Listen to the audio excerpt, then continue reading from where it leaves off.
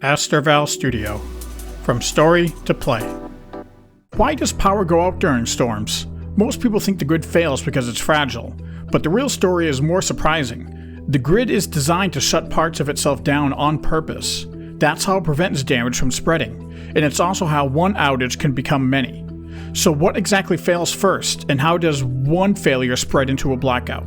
A storm hits, a branch slaps a line, wind drives debris where it shouldn't go, water pushes into places it never belongs, and the system responds with protection. A breaker opens, a line disconnects. That's not a glitch. That's a grid doing damage control. But here's where the problem begins. When one line drops, the demand for electricity doesn't disappear. The demand shifts onto whatever is still connected. Those remaining lines heat up, equipment gets stressed, and more protective systems trip to prevent damage. So you don't get one clean failure, you get a chain reaction of automatic safety decisions. Okay, so why do outages last hours or even days? Because restoring power isn't just flipping a switch, it's a process. Crews have to find the damage, isolate it, repair it, and then re-energize a grid in steps so it doesn't overload and fail again. And storms add a brutal constraint nobody thinks about. You can't repair what you can't reach. So what does this look like in the real world? Hurricane Ian is a perfect example. After landfall, huge parts of Florida lost power, not just for hours, but for days. And you could actually see it from space. Nighttime satellite imagery showing entire regions going dark after the storm. That's the storm version of the power layer. Wind damages lines, flooding threatens substations, and then restoration slows down because the problem isn't just fixing one thing, it's fixing many things while roads are flooded, debris is everywhere, and access is limited. And this is where people feel the unfairness of outages. One neighborhood comes back fast while another stays dark.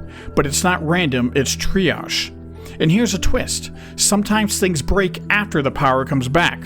People fear blackouts, but in a storm, unstable power can be worse because it toys with you. The lights come back, everyone exhales, and then they flicker out again. You're not restored, you're stuck in the in-between. A blackout is simple, nothing works. But unstable voltage is messy. Devices start misbehaving, pumps cut in and out, and payment systems drop at the worst timing. Then everyone tries to charge everything at once, and the strain stacks up again. And that uncertainty makes every other layer harder to hold together. Now here's something that sounds insane. Sometimes a power outage isn't because of damage at all. Sometimes it's intentional. But why would anyone shut off power on purpose during a storm? Winter Storm Uri shows why. Winter storms hit the grid from two directions at once. Demand spikes, because everyone needs heat, while supply gets stressed by the cold.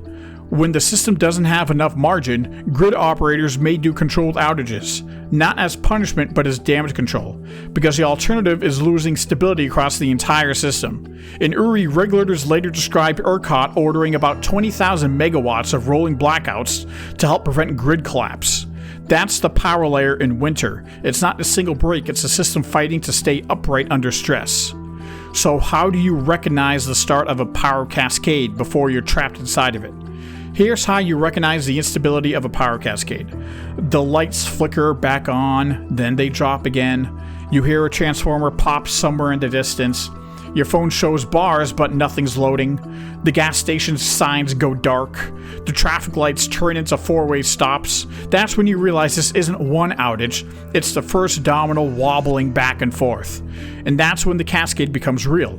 Not when the storm arrives, but when you realize what still works and what just stopped. Because once power gets unstable, the next layer starts collapsing. Communications. Power loss is rarely the end, it's usually the first domino. Storms knock the system off balance and the grid tries to protect itself, but that protection can trigger a chain reaction. If you want the full cascade breakdown, watch Case File 000, subscribe for new videos every Thursday. Next Thursday we'll go further into communications.